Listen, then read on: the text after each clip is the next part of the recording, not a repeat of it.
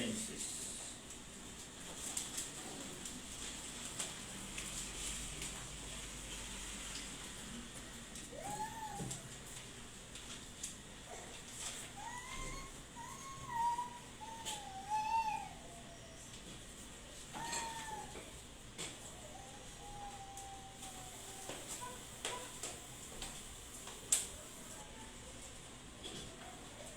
Primera carta a los Tesalonicenses, vamos a leer el capítulo 2.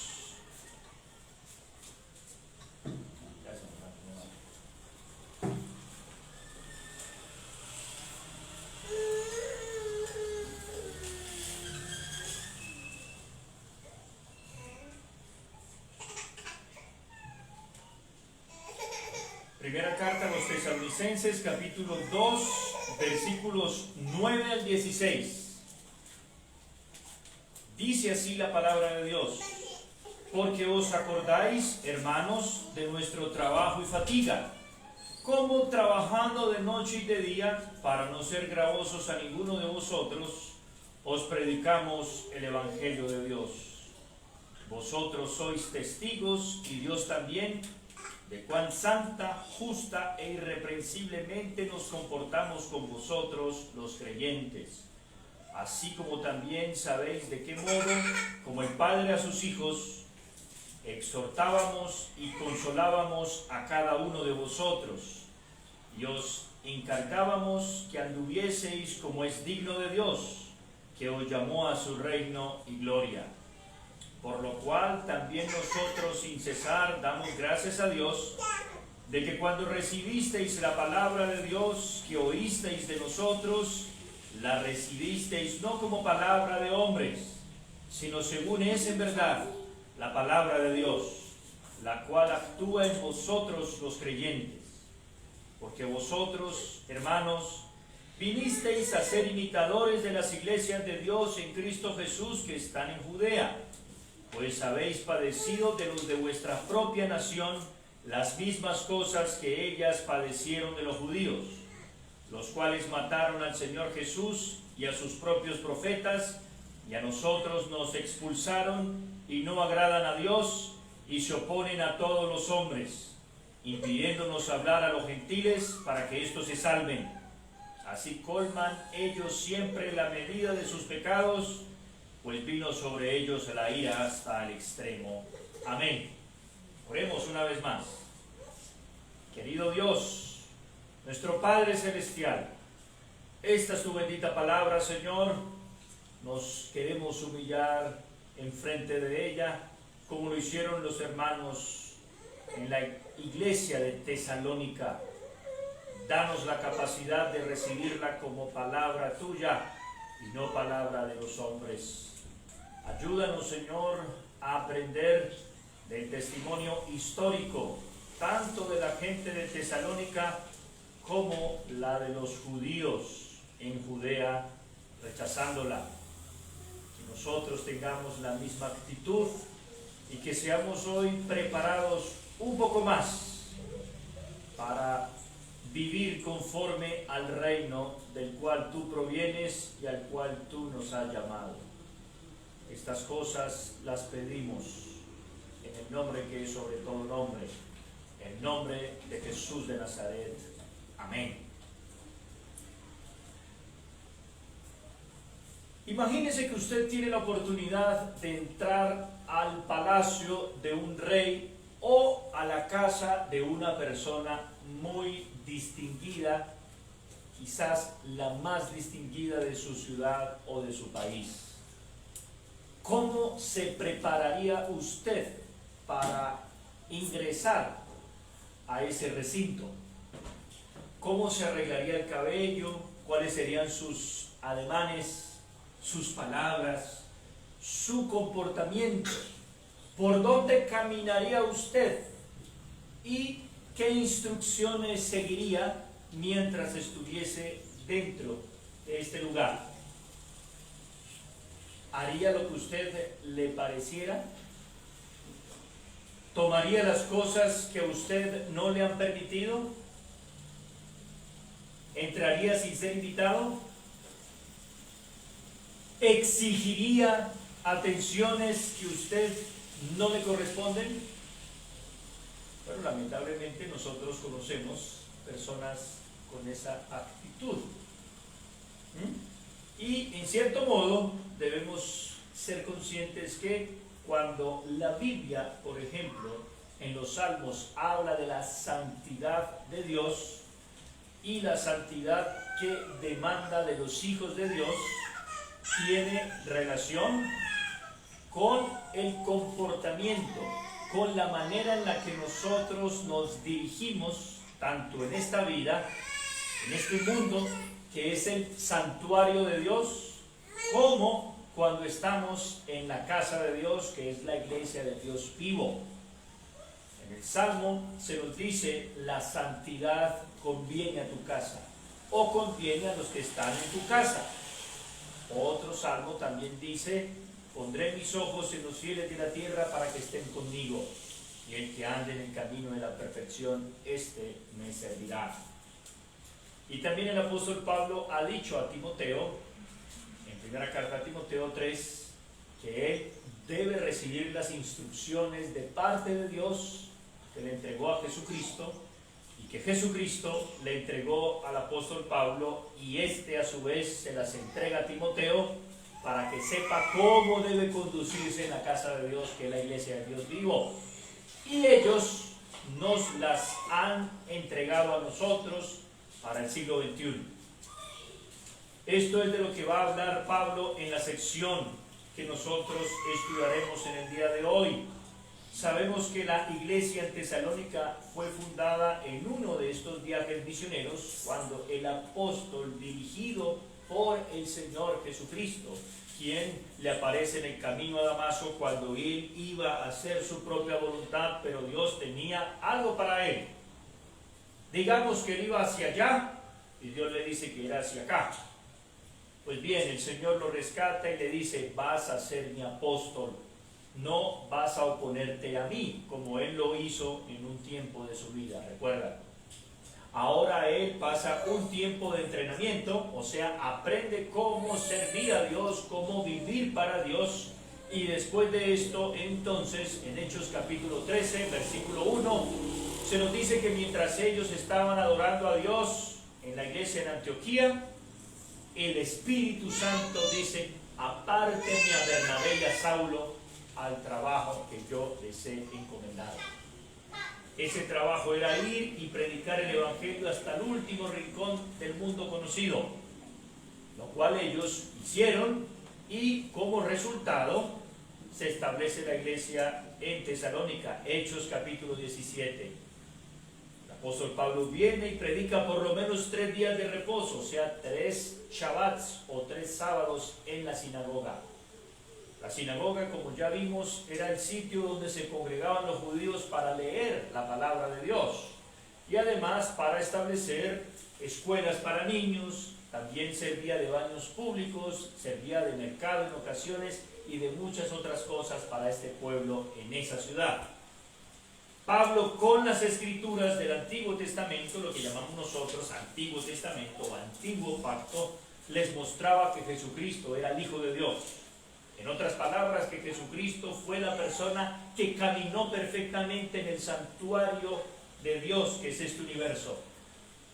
En Isaías 65 y 66, el profeta está hablando de cómo el pueblo de Dios debía reconocer que hay un templo de Dios que es mucho más grande que el templo de Jerusalén. Ese templo es el universo entero. El cielo es mi trono y la tierra el estrado donde posan mis pies. Esta idea era para que los judíos pensaran algo mucho más grande de Dios, y que no solamente limitaran su comportamiento o su obediencia o servicio a Dios únicamente o exclusivamente a los asuntos que llamamos religiosos, es decir, a las cosas de la vida de piedad privada, de el Shabbat. No, Dios le ha entregado ese reino, ese dominio, ese trono a Jesucristo, como él lo dice en Mateo 28, 16 al 20. Toda autoridad le ha sido dada en los cielos y en la tierra. Por eso es que Jesucristo no solo es aquel que caminó perfectamente como es digno de Dios, sino que también ahora Él tiene la misma dignidad de Dios en su humanidad glorificada. Es de esto que el apóstol les está hablando ahí en la sinagoga. ¿Qué ocurre? Por un lado nos creen, como siempre pasa cuando se predica el Evangelio, pero por el otro rechazan la palabra de Dios. Pablo y quienes le acompañaban tuvieron que escapar porque hubo persecución, hubo alboroto en la ciudad.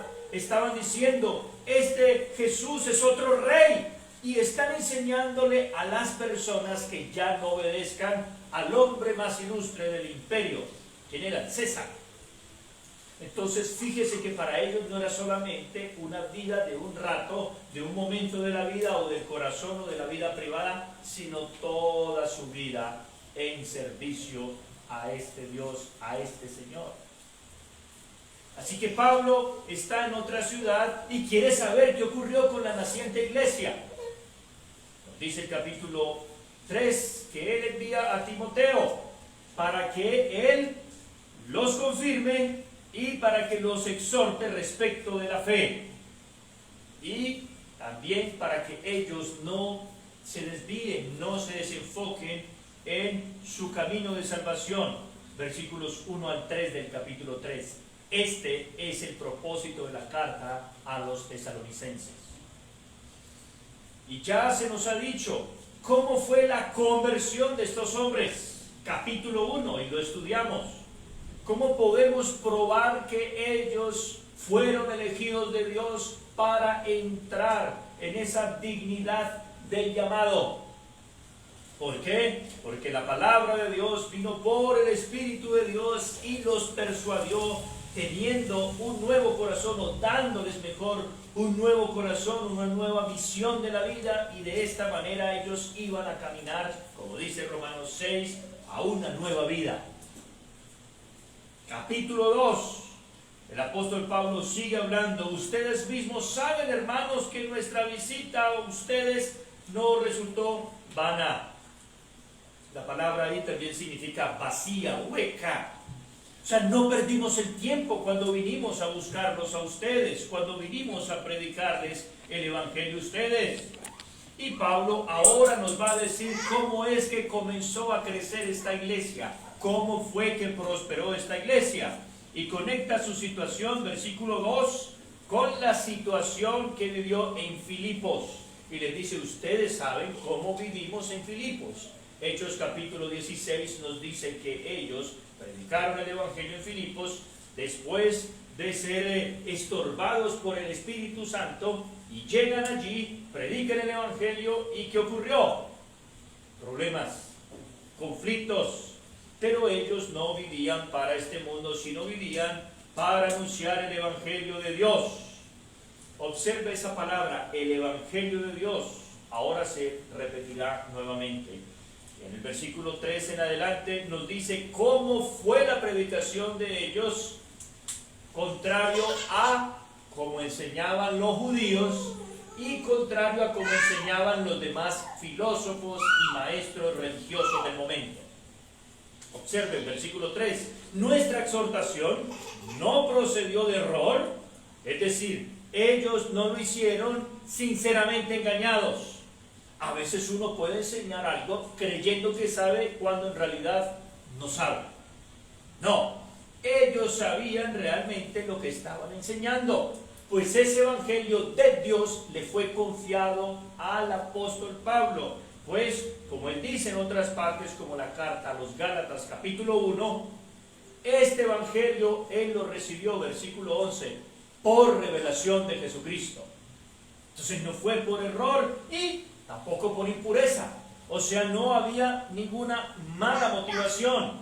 Recordemos que Pablo, antes de conocer al Señor, él tenía una mala motivación. Se oponía a los que seguían a Cristo.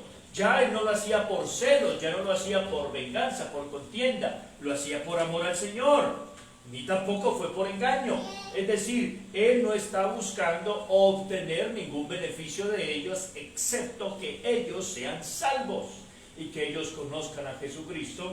Como en Hechos 17 se nos narra que conocieron a Cristo como el Mesías, quien murió por los pecados de aquellos que creen en Él. Así que, si esto es así, entonces Dios los aprobó. Dios les puso aceptado, bien hecho. Es por ese motivo que hubo fruto en el ministerio de Él. El fruto se debió a esta causa, a que ellos predicaron el Evangelio fielmente. Siempre habrá resultados. Proverbios dice, para toda labor hay fruto. Nosotros diríamos en filosofía o en ciencias, para toda acción hay una reacción, hay un resultado. Si se predica el Evangelio como ellos lo hicieron, entonces habrá un resultado. Esa visita no será vana. Por eso Dios les confió el Evangelio. Dios sabía qué clase de hombres eran estos predicadores que Él había preparado, y también aquellos que Él había preservado para que se mantuvieran fieles.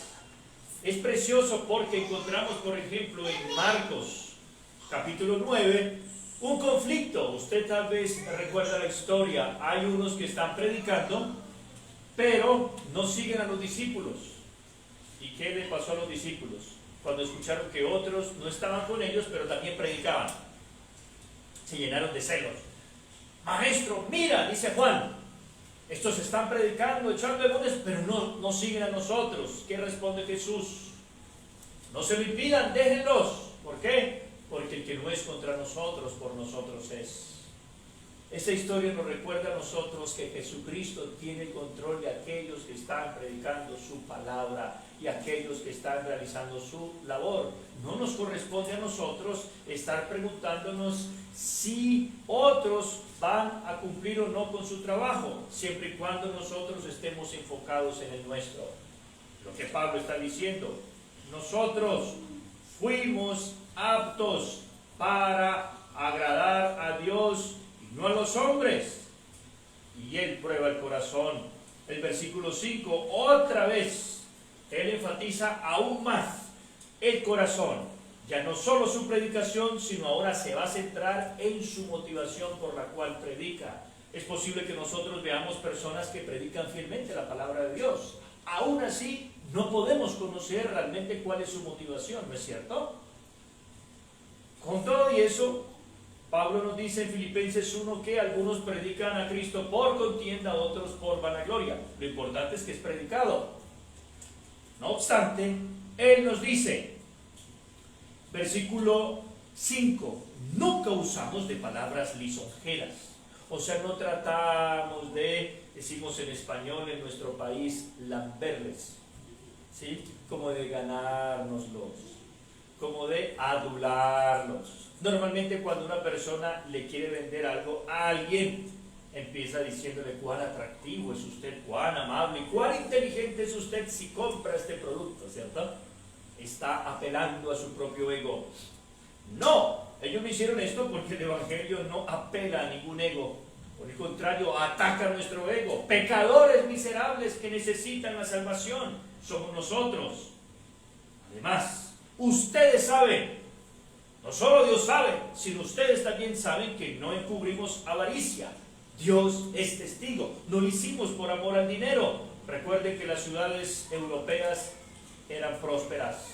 Los predicadores de aquella época eran itinerantes. Ellos vivían el día a día. Ellos no tenían muchas posesiones, como el Señor les enseñó a ellos que cuando fueran no llevaran bolsa, es decir, que no se preocuparan por su sustento, porque Dios les aseguraría su provisión, pues digno es el obrero de su salario, de su alimento.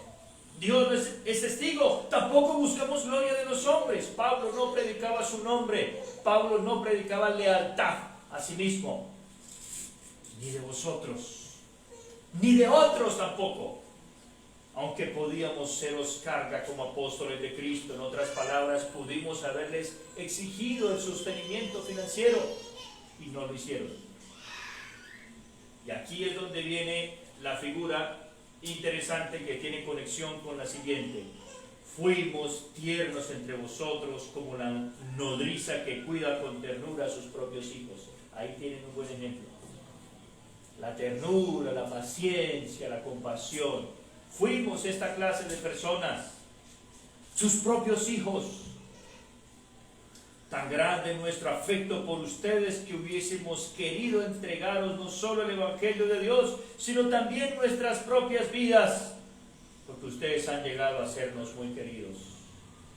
Así que podemos decir que los apóstoles están hablando acerca de cómo ellos vivieron dignamente en su servicio a Dios, caminaron con dignidad en frente de la iglesia del Señor, sabiendo que hay un solo testigo, que es el que conoce todo, nuestro Dios. El versículo 9 al 16 entonces nos va a presentar cómo esta iglesia respondió a hombres que dignamente realizaron su trabajo. Versículo 9, ustedes se acuerdan, hermanos, de nuestro trabajo y fatiga, cómo trabajando de noche y de día, para no ser gravosos a ninguno de vosotros, os predicamos. Otra vez aparece el Evangelio de Dios. El Evangelio no es una invención humana para obtener rédito, recompensa de los hombres. No. Es el mensaje de Dios, no puede ser manipulado. Romanos 1, el apóstol Pablo, versículo 1, dice: el Evangelio es de Dios, no podemos tocarlo, no podemos cobrar siquiera por ello. Piénselo. Dios lo reveló por gracia y Pablo y sus compañeros lo predicaron por gracia. Es así. Por eso es que de noche y de día ellos estuvieron trabajando. No solo trabajaban en la predicación, sino también trabajaban en la fabricación de tiendas. En el capítulo 18, cuando Pablo va a Corinto, que era una ciudad próspera, y hubo muchos maestros que estaban buscando el dinero de ellos, porque al tener dinero las personas de la iglesia era una tentación ahí patente, ¿no? Tenían más dinero, le podemos sacar más a esta gente. Que hizo Pablo? Pudo haber cobrado, pero primero los Corintios 9 nos dice que él no lo hizo para no poner tropiezo y obstáculo al Evangelio de Cristo. O sea, estos hombres nos siguen diciendo cómo actuaron de manera digna. Lo invitaron a la casa de ese ser ilustre y ellos no estaban mirando a ver si habían cámaras o no para cogerse algo, robarse algo, guardarse algo. No, ellos se entregaron por completo, les dieron todo el Evangelio disponible que habían recibido para que ellos lo recibieran también. Ustedes son testigos, otra vez, le repite, y Dios también, de cuán santa, justa e irreprensiblemente nos comportamos con ustedes los creyentes. Así como ustedes también saben de qué modo como el padre a sus hijos, otra vez, ya no como una madre, sino como un padre, nosotros los exhortábamos y consolábamos a cada uno de ustedes y les encargábamos que anduviesen como es digno de Dios, que nos llamó a su reino y gloria. Observe, el privilegio no es solo de los predicadores, el privilegio es para todos los cristianos. Dios ha hecho un llamado a todo aquel que cree en Él para que viva frente a la mirada de Él. El llamado que Dios nos ha hecho es un llamado para que vivamos conscientes de la gloria, es decir, del privilegio tan grande que tenemos de ser hoy apartados como pueblo suyo, como ovejas de su prado, como gente que fue rescatada de las tinieblas y ha sido llamada a la luz, para que seamos atraídos y conozcamos el mensaje más importante del mundo. Piense, ¿cuál sería la persona más importante que le podría escribir a usted un mensaje vía WhatsApp o cualquier red social o a través de una llamada telefónica? ¿No lo ha pensado? ¿Quién puede ser más glorioso que aquel que es el creador, sustentador de los cielos y la tierra? Él mismo ha dicho en el capítulo 1, versículo 4, que fue el que los eligió. ¿Para qué los eligió? Aquí viene la otra parte que no había dicho en el capítulo 1. Los eligió para su reino. para su gloria. Él nos ha llamado a participar de su dignidad. Dios nos ha llamado para que le conozcamos.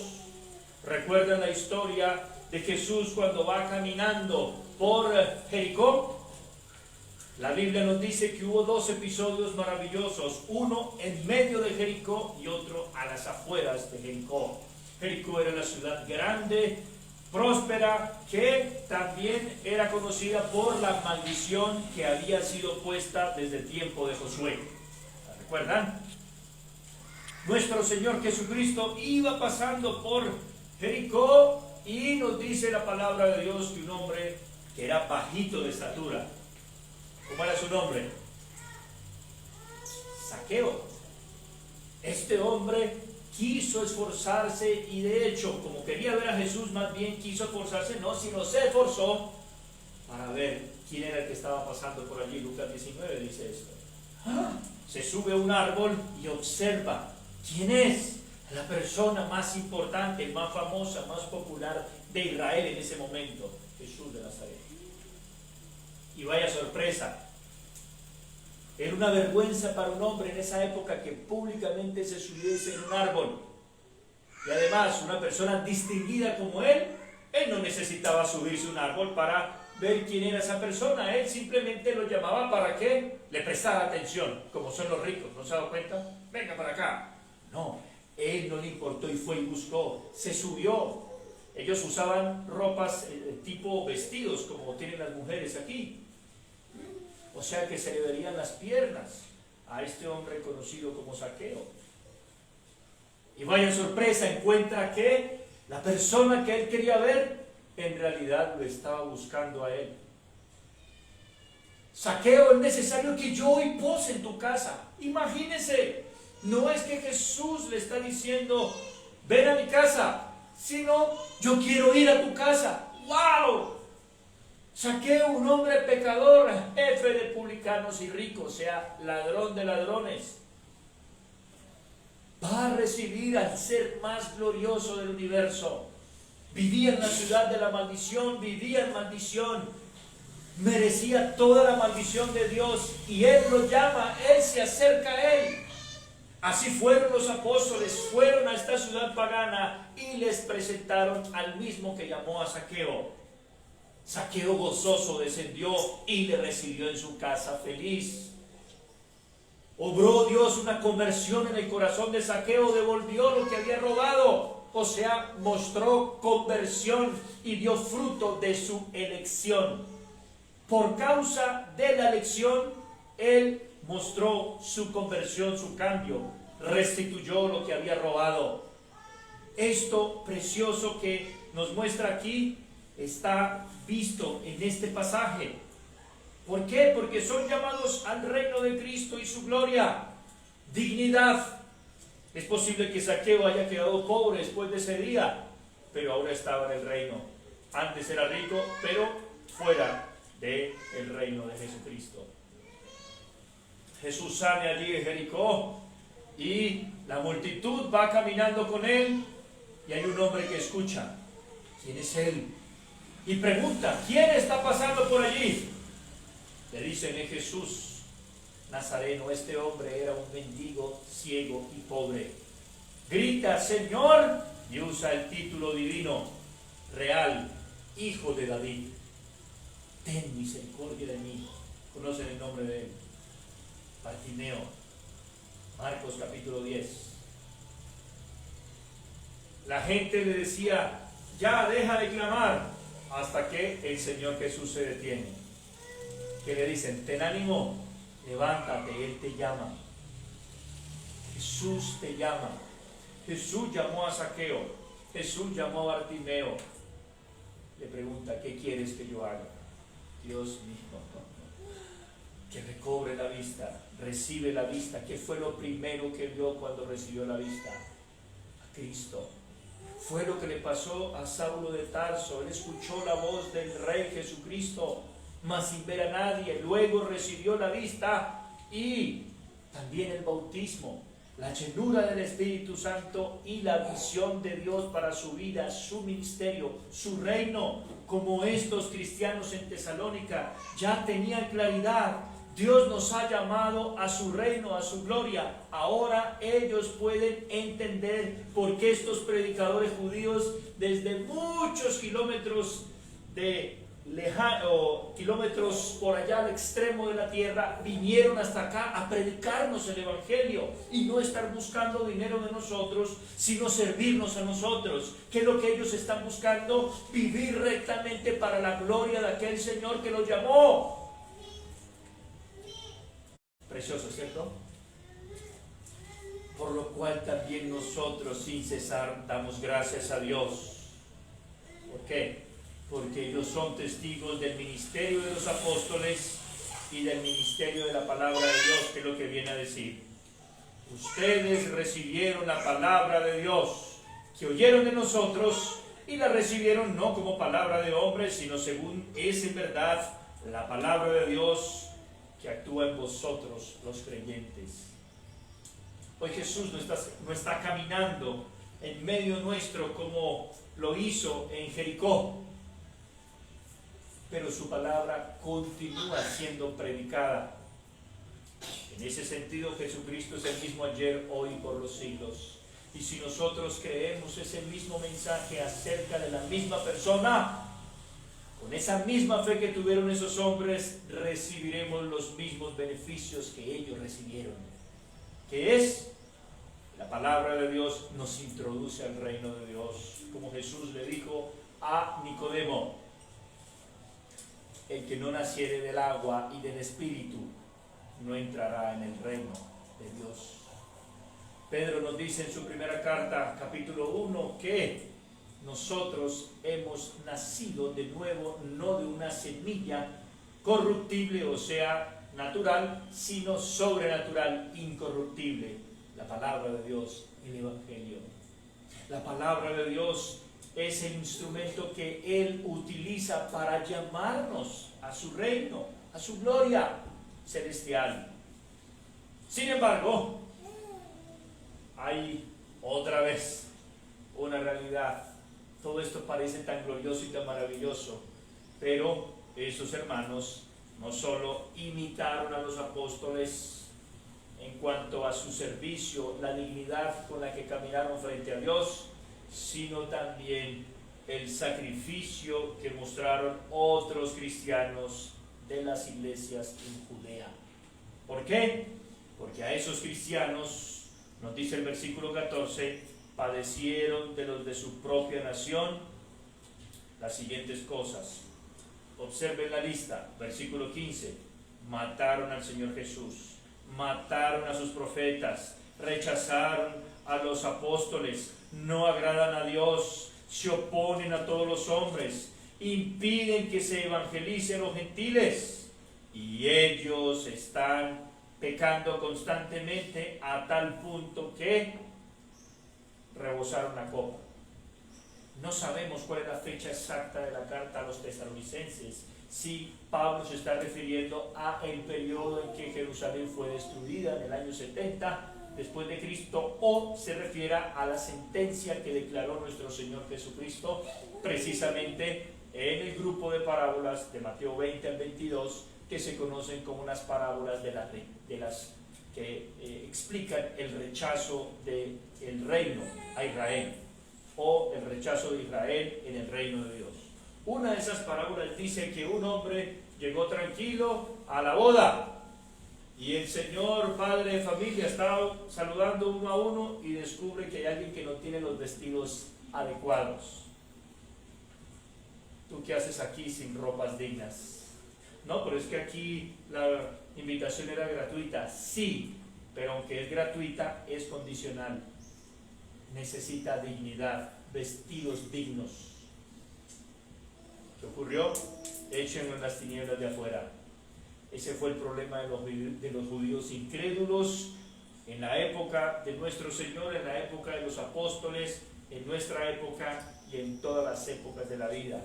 Personas que pueden estar siendo expuestas a la palabra de Dios, a la predicación del Evangelio, y aún así no vivir dignamente según el reino al cual Dios nos ha llamado.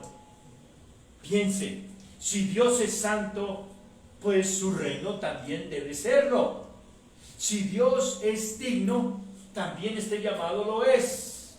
Si Dios nos da gracia para tener la entrada en este reino, pues debemos pedirle nosotros a Él el vestido adecuado, o sea, la santidad que Él regala por medio de la fe en Él, para participar y permanecer en sus atrios, en su palacio, en sus caminos. El problema de los israelitas aquí es que ellos creían que podían merecer esa ropa, esa dignidad, esa participación en el reino, y no querían que los demás gentiles llegaran a ser salvos, que no fuesen ellos alertados de sus pecados para que no se arrepintieran. ¿Cómo es posible que una persona no quiera que otra se salve? No le predique el evangelio. ¿Qué tal que se arrepientan, crean y Dios los perdone? Ese fue Jonás, ¿se acuerdan? No quiero que la gente de Nínive conozca el evangelio porque son muy malos, y Dios es bueno, y Dios los perdona si se arrepienten. Bueno, más o menos estamos pensando así cuando nosotros estamos encerrados en nosotros mismos, felices aquí como Simón Pedro y los demás cuando estaban en el monte de la transfiguración. Maestro, qué bendición, estamos en vigilia aquí con Moisés, con Elías, hagamos 3 enramadas, quedémonos a vivir en esta presencia gloriosa.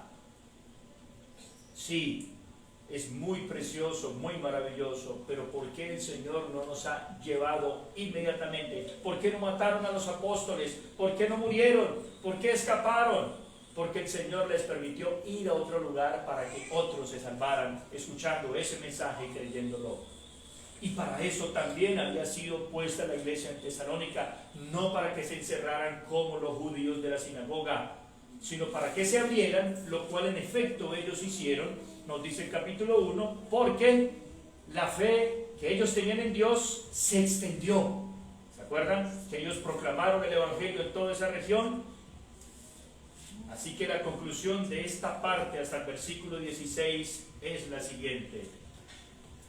Estos hombres de la iglesia en Tesalónica fueron llamados, y esa elección se confirmó a través de su conversión.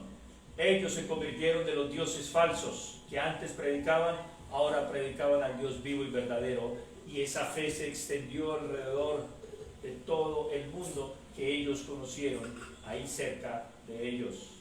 Ahora los apóstoles vuelven a insistir cómo ellos lo recibieron. Lo recibieron como llamados de Dios, como elegidos de Dios para hablarles de este reino, y ellos procedieron como una mamá, pero también como un papá, como una mamá con amor y misericordia, como un papá con firmeza en lo necesario. En esa interacción entre esas dos realidades, la elección, la conversión, la consolación apostólica a través del evangelio de Dios y la corrección apostólica a través del mismo evangelio de Dios, es que la iglesia va dando fruto y va creciendo, y así la predicación no será en vano en un grupo de creyentes. Lecciones para nosotros. Bueno, en primer lugar, otra vez, la pregunta no debe ser ¿por qué? ¿Cómo hacemos para que esta iglesia crezca? Esa no es la pregunta. Más bien, ¿por qué no crecemos más? Si no crecemos más, puede estar en alguna de estas dos razones, según el pasaje. Primero, porque o no estamos manteniéndonos en el evangelio correcto, o sea, estamos creyendo un engaño. Y Dios no respalda engaños, Dios no respalda mentira. Puede ser la predicación, una distorsión de la predicación de la palabra de Dios. O puede haber un problema en la motivación por el cual se desea predicar. Y Dios también conoce nuestros corazones. Recuerden, los apóstoles no estuvieron mucho tiempo en Tesalónica, predicaron 3 días de reposo y ¡fu! Inició una iglesia. Es como en algunas partes del campo en donde se se le cae una semilla a alguien y al rato ya hay una planta y es tan fructífera esa tierra que no necesita que nadie la cuide ni nada, sino que de una vez se produce una planta allí. ¿Por qué? Porque hay nutrientes en esa tierra, ¿no es verdad? Entonces, lección número 1. Una iglesia crece entonces, como esta iglesia en Tesalónica está creciendo, es porque hubo correcta predicación y correcta motivación en la misma. Segundo, nos damos cuenta aquí que los cristianos en Tesalónica recibían a los predicadores no por causa de su carisma, su personalidad, su conocimiento, su popularidad, sino de acuerdo a su fidelidad. Predicaron la palabra de Dios. Nosotros requerimos aprender eso, fidelidad. ¿Qué predicador es fiel a la palabra de Dios? Aunque no sea muy capaz muchas veces, aunque no sea muy carismático en el sentido de atractivo al oído humano, al rostro, al ojo humano, pero lo importante es que cada uno sea hallado fiel. Dice Pablo en 1 Corintios 4, se requiere que el administrador de los misterios de Dios sea fiel. Tenemos que aprender a discernir cuáles son los hombres fieles y seguirlos, crecer, que ellos, Dios los utilice para nuestro beneficio espiritual. Tercera lección, fíjense, ellos fueron exhortados, consolados y encargados. Es decir, ellos no fueron pasivos ante la predicación. Ellos tomaban apuntes como lo hacen ustedes. Ellos grababan audios, videos y repasaban lo que habían sido expuestos o en lo que habían sido enseñados. Después que Bartimeo el ciego que les conté fue sanado, ¿qué hizo después? Ahora se fue a la misma esquina donde mendigaba. Dice la escritura, Marcos 10, que él siguió a Jesús en el camino gozoso. El Señor nos llama a su reino, pues sigámoslo hasta el final, a su reino que es eterno. En cuarto y último lugar, los cristianos fueron perseguidos. Hermanos, siempre hay oposición. Ustedes, hermanos, vinieron a ser imitadores de las iglesias de Dios en Cristo Jesús que están en Judea. Observen cómo eran las iglesias de Judea, ya vimos, muy sufridas, muy sufridas. Aún así, ellos siguieron a Cristo a pesar de. Pablo no estaba allí, que era el pastor, el plantador, el fundador de esa iglesia, pero en realidad, a pesar de que los humanos somos usados para enseñar, para fortalecer, para instruir una iglesia, Dios es el que planta. Y Dios es el que da el crecimiento. 1 Corintios 3 dice eso. Así que no importa la persecución, la oposición, siempre y cuando sea una iglesia plantada por Dios, nunca dejará de ser iglesia. Seguirá, crecerá. Y en quinto y último lugar, es una advertencia para nosotros. Los judíos del antiguo pacto habían recibido primero la palabra de Dios. Y durante un tiempo la creyeron como palabra de Dios, pero ¿qué ocurrió? En algún momento de sus vidas ya no la recibieron, ya la palabra no les gustaba. Ya Jesús, cuando les predicaba a ellos, nos dice que después de la última parábola, la de los constructores malvados, ellos entendían que se referían a los judíos y querían matarlo. Cómo estas personas querían matar al Hijo de Dios y decían creer en la palabra de Dios. Jesús les dice en Juan capítulo 8, ustedes dicen, descendientes de Abraham somos, pero Abraham no hizo eso. ¿Qué es lo que está diciendo Jesús? Que nunca la salvación estuvo ligada a una raza en particular. Ese es un error. ¡No! Los judíos creyeron que por ser judíos merecían entrar y vivir y disfrutar y exigir la atención del Rey de Reyes y Señor de todos los señores. Dios puede levantar hijos a Abraham aún de estas piedras, dijo Juan el que bautizaba.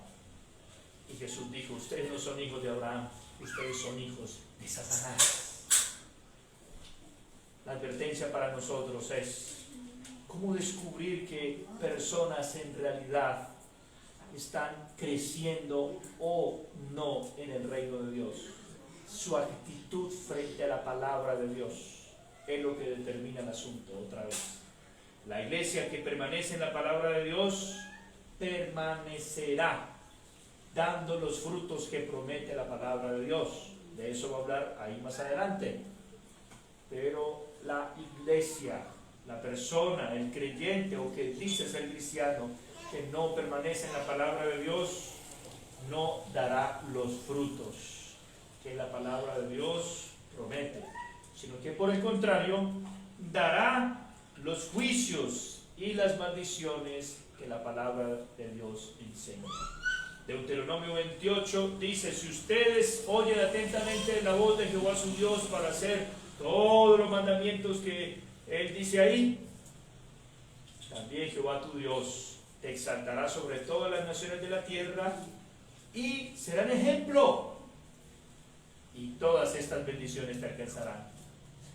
Mientras ustedes escuchan la voz de Jehová su Dios y no la hacen, Dios los humillará y todas las maldiciones los alcanzarán. Las mismas palabras las dijo Jesús en Mateo capítulo 7, ¿se acuerdan? Si ustedes me oyen estas palabras y las hacen, serán como un hombre prudente que edificó su casa sobre una roca. Vinieron vientos, lluvia, ríos y dieron contra aquella casa y no cayó, porque estaba fundada sobre la roca que es Cristo. Pero alguno oye estas palabras y no las hace, es semejante al hombre insensato que edificó su casa sobre la arena, en la playa. Vinieron vientos, ríos, lluvias, la misma prueba que el otro, pero su casa cayó y fue grande su ruina. Cuando terminaron estas palabras, nos dice al final de Mateo 7 que se sorprendieron porque Jesús no hablaba como los escribas y fariseos, sino que su palabra sí tenía autoridad.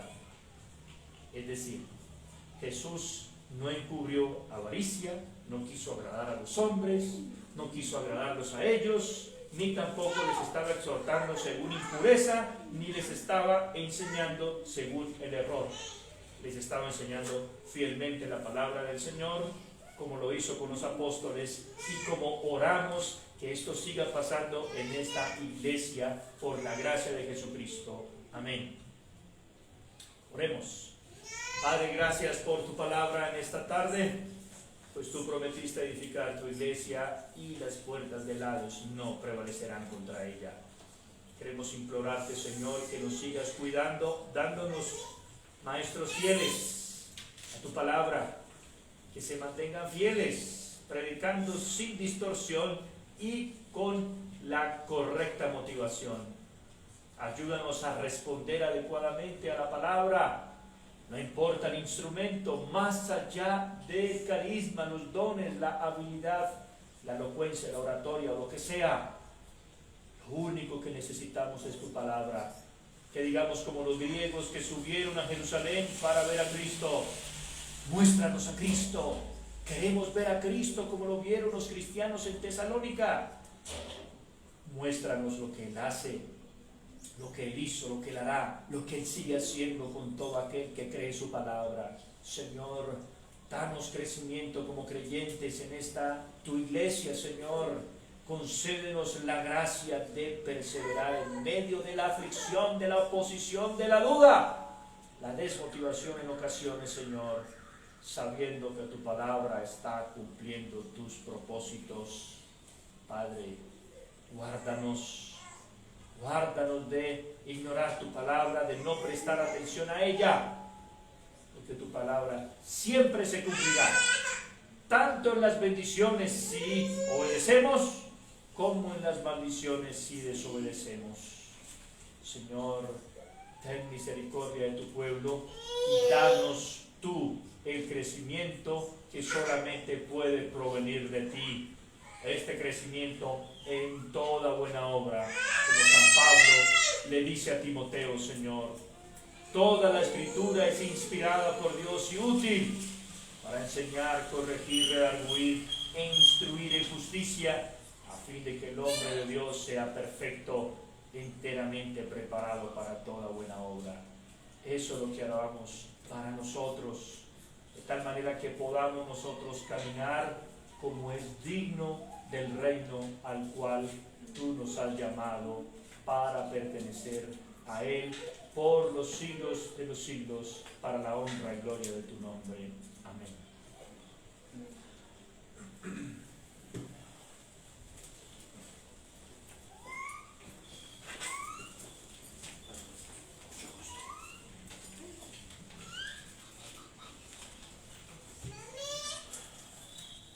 Bueno, damos gracias al Señor, nuevamente el día suyo de Dios. Esto, como dice el Salmo 136, alabad al Señor, porque buena es su misericordia, para siempre es su misericordia. Esto, agradecemos a todas las personas que vienen el día de hoy y a usted, la persona que lo ve en este momento. Esto, según como dice la palabra, según en Corintios 9, según lo que el Señor pone en su corazón, puede ayudar a la obra de Dios. Damos gracias al Señor nuevamente por la palabra de Cristo. Esto, pueden hacerlo por la plataforma Neki, así como se dice, Neki, al número 315-926.